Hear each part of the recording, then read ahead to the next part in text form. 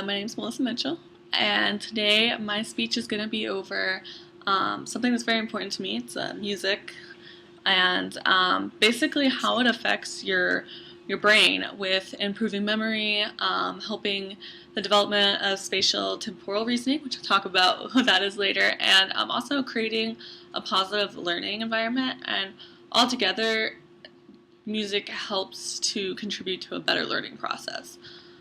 Music has such a strong and powerful impact on us. It works several parts of the brain simultaneously and controls emotions, decision making, and perceptions. It even has been proven to affect the memory and learning, and it has the capability of improving cognitive abilities and academic achievement. Music comes down to affecting your brain in many different ways, but one of the most noticeable ones they've done a lot of research on is how it affects the memory. Listening to certain songs can bring up old memories that are linked back to when you first listened to them and something happened, whether it was positive or negative. And this is because music stimulates the hippocampus part of your brain, and that part actually manages long-term memory storage. So it's activating where your memories are stored. So if you listen to a certain song and something good happened, the next time you listen to it, that's going to be activated, and those good memories are going to come back. It also activates several other parts of the brain. I have a visual here. Basically, there was a study done by a man named Long, and he has this little infographic to go with it. It was music effects on learning. That's what it was called, and that dealt with playing a musical instrument and it's going to change the anatomy and function of the brain.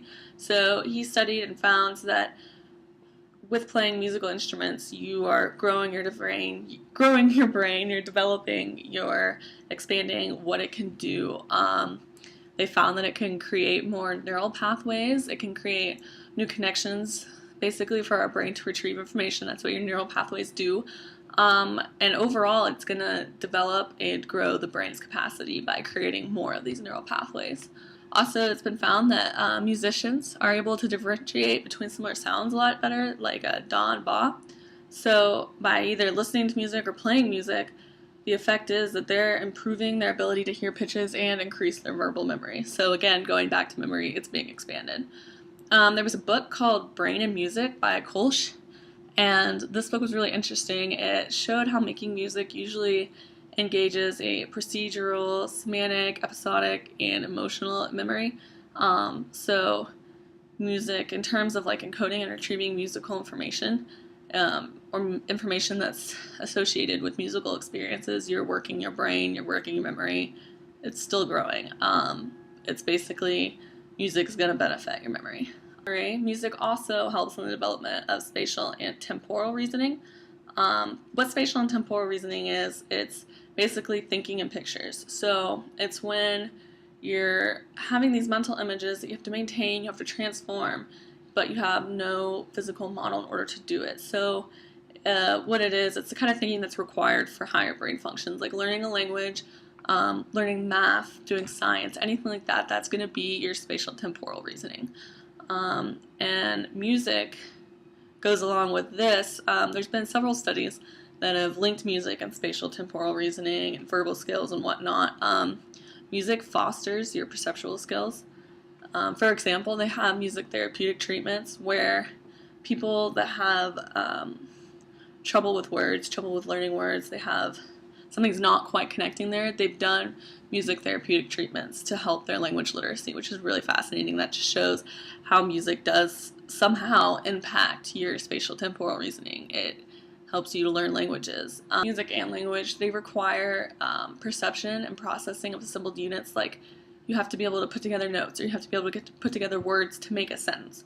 So they're both using this temporal and tonal features that are associated with unique symbols, whether it is notes or your own language, in order to remember something and make sense of it.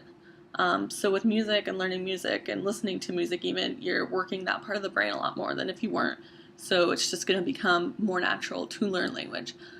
There's also, it's called the Mozart effect. Found that if you listen to Mozart's sonata for two pianos in the D major, every day for about 10 to 15 minutes, it would cause a subsequent enhancement in your spatial temporal reasoning lasting 10 to 15 minutes. And when this came out, this was a sensation. People were going and buying Mozart for kids, for their students, to help them learn. And, they've done studies on that and proven that there is some kind of connection between that.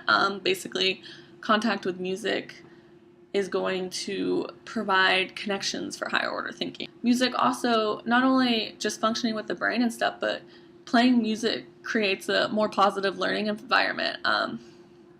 It's going to have an effect on academic achievement and self-discipline. And with studying, some people have found that music does help them study better, help fight fatigue, and that's actually because music will release dopamine. It just naturally will trigger the release of that, which will keep you awake, it'll keep you moving, it will beat the fatigue. There's certain types of music that have been found to be more beneficial than others when studying. Classical music is one. That's kind of the most common one, the most that everybody goes back to and thinks, and that's because it works both the right and left sides of the brain, which we talked about earlier when I was showing you the visual. And that's going to increase your learning capacity and your information process retention. Music, it has this sociological effect or on biochemical pathways that brings this atmosphere of less anxiety, which less anxiety is going to help your learning environment. You don't want to be anxious while you're studying in general.